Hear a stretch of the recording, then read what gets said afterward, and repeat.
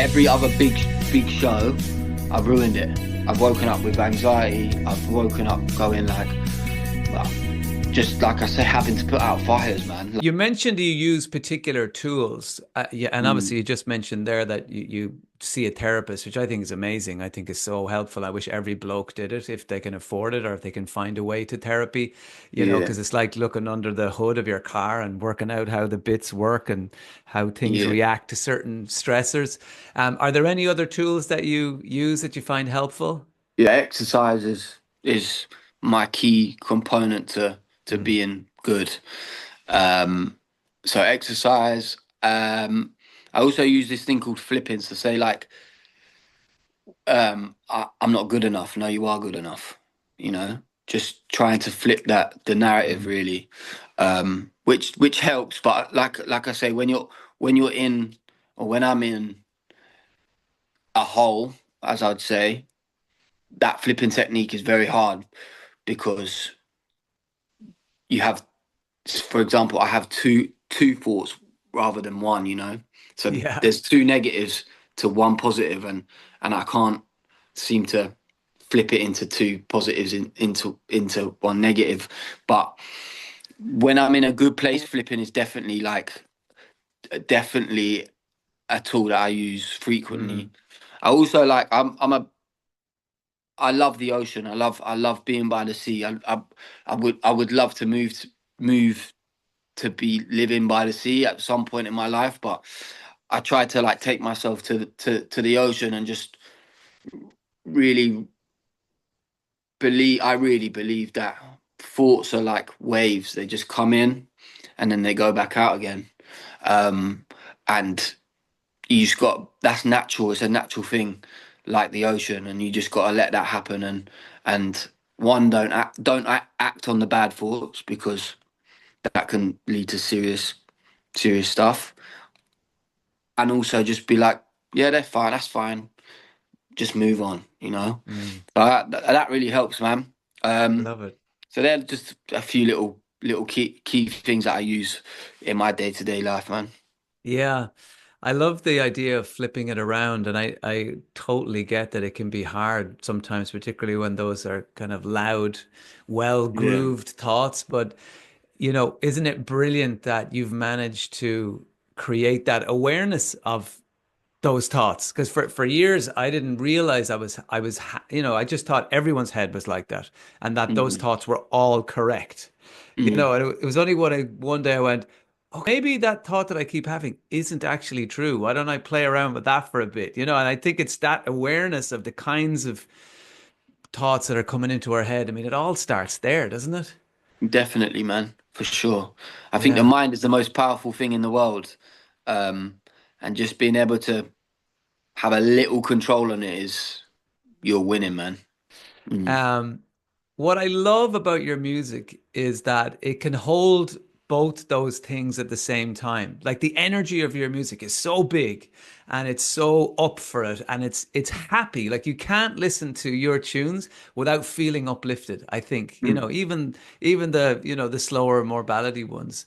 But uh I love if you take shadowboxing as a perfect example of what you can bring, and it's a reflection of your personality, is that it has this beautiful uplift and creativity and happiness and positivity, but you're also exploring those darker angles, and the two sit really comfortably within each other? definitely. It's a little bit like the flipping thing, I suppose, isn't it? Yeah. Um, but really and truthfully, like I wanted the music to be that. I didn't want it to be like down and out. Like I am naturally an a happy person. Mm. I'm very bubbly. I'm very like somebody who like I'm a loud character, and I didn't want because I've got these thoughts and the way I am inside my head. I didn't want that to like reflect on the music. I wanted to still, like you say, show my personality. Is I'm up for a good time. I always am. But there's also a deeper there's a deeper person inside the happy like Mm. um loudest in the room kind of guy. It's like I've got more to say than just yeah. Yeah. Yeah. Well, look, that totally comes across. Talk to me about your Irish connections. County Offaly, is that where your dad is from? Yeah, my dad's from Offaly, a place called Ballycumber, and Ireland is just yeah, it's the best place in the world for me, to be honest. I grew up there really, like obviously when I say grow up, I was there every holiday and I'd be at my granny's house, at my aunties and uncles, my cousins, and I still go there every year. I try go there, not to do with work, just go back and see family. But yeah, it's deep in my DNA and something that I'm very very proud of. Finally got the passport as well, which which makes me happy, man. I'm part of the Europe. European. I'm part of Europe, mate. I'm happy about that. Yes. Your whole Yeah, life is about to get easier. exactly. Yeah. You can leave that Brexit stuff behind. What a Oh, pain in the ass. see you later. Yeah. Yeah. You talk very fondly about your dad in particular. I heard you in other interviews, and I love that you run new music by him. Yeah. Because I think you have to be careful with close family, don't you? When you're really excited about something, you're energized, and you go, "Here you go." Family Mm, have no filter, so no. you're more likely sometimes to just get something that could steer you in the wrong direction, or maybe it's a dose of truth that you needed. I love that you share with your dad. Tell us a bit about that. Yeah, I feel like I should. To be fair, I share with all my family, but Mm, my dad is like you say, very truthful and doesn't beat around the bush. He'll kind of say whether he likes it or not. Um, and I think that's who I'm trying to appeal to everybody, not just like the bubble of London. I feel like people get mm, caught up in a bubble of London and think it's this there's no other world outside of London, but really and truthfully there is and I want to be yeah, I want everybody to love it and some people won't, but I believe that a lot of people will. And my dad's a normal man, and works on a building site. He yeah just goes about his business, and I feel like people like that will tell you the truth, and people like that are the people listening to radio, um, and they're the music consumers. mm. So yeah, he'll tell me whether he likes it or not, but he's he's too proud, my dad. He does. Even if he didn't like it, well, I can tell by his face. If he didn't like it, be like, yeah, this one's all right. But if he loves it, then he's running around the place. With his finger in the air. Within the air, that's the one. Yeah. Did you get into a position where you were fortunate enough to pay off your parents' mortgage? Um, yeah, do you know what? I said that once in an interview, and I've not really spoken about it, but I'm I have been in a position where I could help my mum and dad out. They were so supportive from obviously when I said I want to do music and I had these big dreams and they were like, go and do it. Like if you believe in it, go and do it. Mm, I went to university, which was a massive help with my music and and starting a career. And obviously they helped me out and funded me a lot of money. Like when I say a lot of money, like I didn't take the piss, but they helped me out when I didn't have any money. And my mum and dad don't have a lot. Like I say, they're very simple people and both come from humble beginnings. My dad got off the ferry at Holyhead and had a tenner in his pocket. You know what I mean? So um, the fact that I can help them out now and and yeah, see, I don't know, my mum and dad very proud of me is amazing. So yeah, but they still help me out big time. My dad's here at the house at the moment, cleaning up and doing a few jobs for me. So yeah, he's loving it. Oh man, that's valuable. Sadly, I don't have my parents anymore. And Oh man, man, what I would give just to have my dad come over and take the screwdriver out and have a chat and yeah, all that kind of stuff. And, yeah, I think the fact that you're able to do that for your folks, not everybody can. I think that's beautiful, and yeah, man. I'm in a how very did you, lucky position. Yeah. very lucky position, and like I say, like just before, like when I have all these intrusive thoughts and I feel like I'm not good enough and whatnot, my wife always sits me down and says, "Are you all right?" I'm like, "Not really." And she's like, "Just look around. Look what you've done. Look what you've built. Look what you're doing. Look what you're about to do." Um, and yeah, I have to remind myself daily, like Mm. what position, how lucky I am, and stuff like that. So yeah, Yeah, I think that's so important.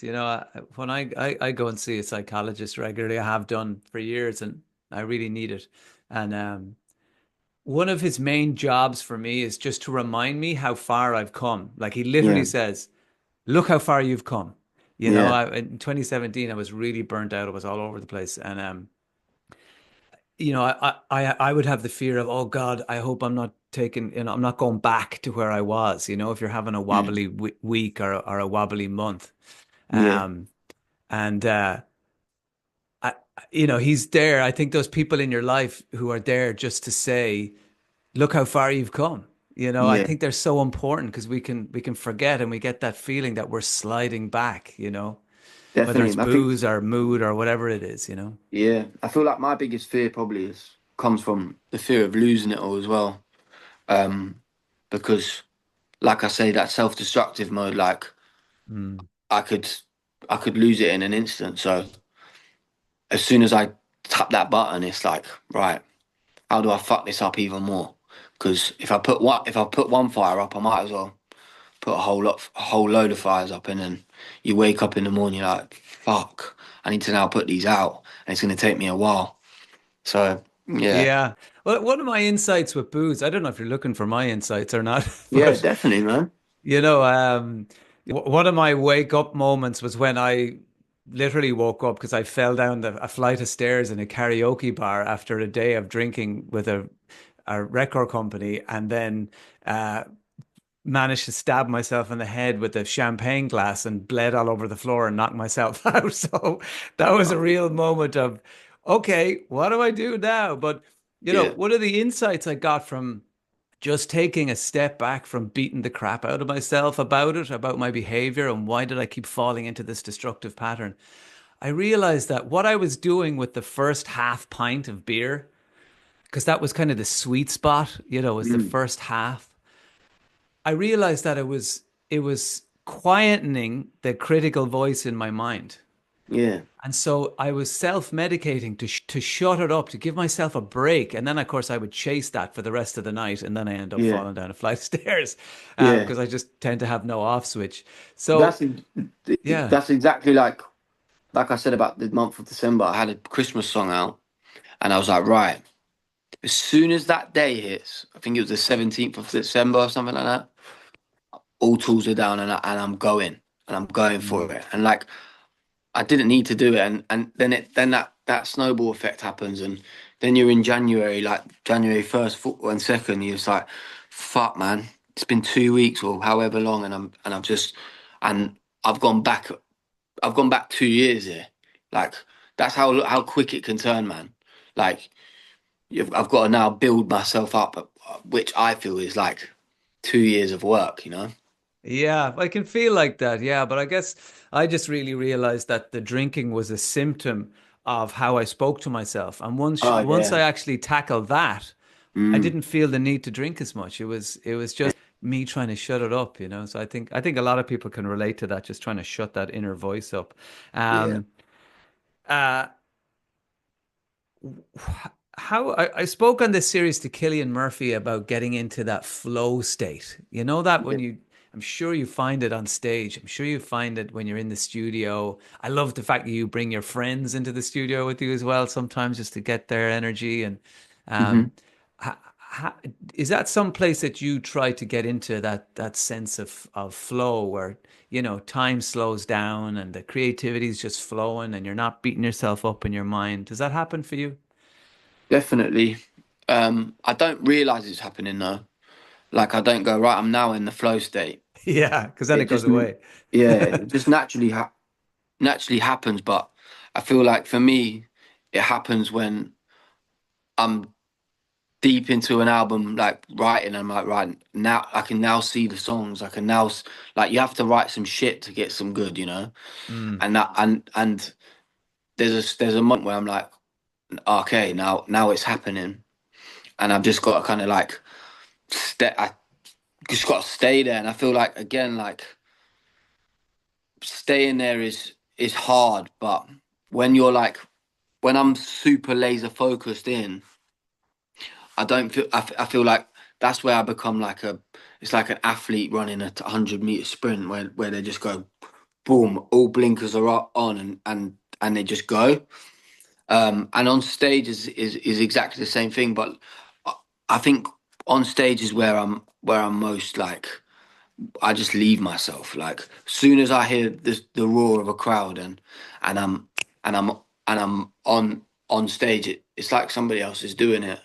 Um, and I get off stage, and I'm like, oh, I'm back to normal now. Like this normal life. I've got go back and go to the shop and buy some milk and bread. You know, it's like having to like switch it on and off is hard. But when I'm on stage, it's yeah, it's different. It's different. I can't explain it. But when people say, "What's it like to be on stage?" What's the feeling? I don't know. It's like doing drugs. It's like finding a new drug every time, and taking it and going. I've just had a different trip, and and um and I love it. But like drugs, it's addictive. So like when I say about being able to switch it off and go into the shop and buy milk and bread, like knowing what's reality and what's not. Like that's not a reality. It's not reality. It's a trip. Um, Mm. and being able to like put it down, but knowing that you're going again, I suppose Yeah. is the exciting thing. I But was that's why a talking lot of to musicians become drug addicts or alcoholics or like trying to like keep that buzz up, trying to get to that next stage. Being on stage performing is the highest anyone will ever be, and then doing drugs it's a different high, but that shit will just fucking I don't know put you in the ground again, you know. mm. I was talking to Ryan Hennessy from Picture This. I He love was talking Brian. about He's a good something friend of mine. I similar. love him. Yeah, he's the best. And Mm. he was saying it's so weird that you know, you can have 20,000 people chanting your name, singing your songs. You know, as you said, it's this kind of really unnatural position for a human to be in that flow of love and adoration. And Yeah, then you go off stage and you get rushed out of the venue, and 15 minutes later, you're standing in your hotel room in your jocks, going, yeah, did that just happen? I'm now yeah, watching a travel program. Like, how is yeah. this real? Exactly, exactly. And then for a long time, I couldn't turn that off. That's why I was like, after a show, I'd be going out, or I'd stay up for a couple days, and just trying to keep that buzz going. But Mm. I actually love getting off stage now, being in my hotel room and kind of going, that was sick. Switch off, Yeah. leave it there, and Mm. don't let that now affect tomorrow, or don't let that affect what's happening now, because if you do, you get lost in it. That's like I've met a lot of people who are lost with music and fame, and it's like Mm. you're not living in a reality, mate. You're lost with it. So Yeah. yeah. One thing used to really, I realized that it made me annoyed. If I did say, a stand-up gig that went amazingly well, I would Mm. then want to have a load of pints after it. And when I Yeah, woke up, all the happy, didn't I do great buzz was gone. And what I've yeah, noticed since I stopped drinking after shows, yeah, I go to bed with a big smile on my face thinking that was awesome. And when I wake up and the same smile is there, you yeah. know? I had exactly the same thing. I did the biggest show I've done in London. Couple of months ago. No, what was it? August or something like that. Feels like a couple of months ago, but it's a long time now. But it's the first show I didn't drink after, like didn't go out after, and I woke up and I was like, that was amazing. Whereas every other big show, I've ruined it. I've woken up with anxiety. I've woken up going like, just like I say, having to put out fires, man. Like, Mhm. just like this is why have I done this? I've just meant to have had the best moment in my career, and times where I look back and go like, I remember that being so good. Like for example, Glastonbury, it was Mhm. amazing. Like the show was so good, it was incredible, and then I went and got stupidly out of my head, as you do at a festival, and I woke up in the morning thinking, I've ruined it. I've ruined it. So I look back at Glastonbury now and I'm like, it actually wasn't a good time for me. you know? So Yeah, yeah, it's so frustrating. But look, it is. I'm so conscious that you give me your time today. I'm so grateful, man. Good. I've really enjoyed this chat. I think it's going to really help a lot of people as well, other than just people have been excited to hear your voice, talking to me. I think there's some beautiful wisdom in there. Personally, I love that you're bringing your shadow selves along for the ride in what you're doing because, Yeah. you know, they make us who we are as well, and they Exactly, make man. Being our comfortable with knowing that they're mm. there and just being able to say like, yeah, I'm all right to meet you for a while. Yeah, yeah, but you're not sleeping on my couch for the next month. Yeah. Exactly. Um, Tom, I'm so excited for everybody to hear the album out in August. Everywhere I went led me to where I didn't want to be. The Tree Mm. Arena in Dublin is where we're going to get to see it this side Yeah, on the 13th of September. And everybody should download and play very loud shadow boxing. It is they such, should. such an amazing tune, man. Thank I you, man. I wish you appreciate it, man. nothing but the best. And Thank you so much. And hopefully come to the show. Hopefully I get to meet you in person, man. I'd love to. That'll Yeah, be man. an honor, Cool. dude. All right, wicked. Okay. Have a great one, man. Take care. Thanks, Tom. See you, man.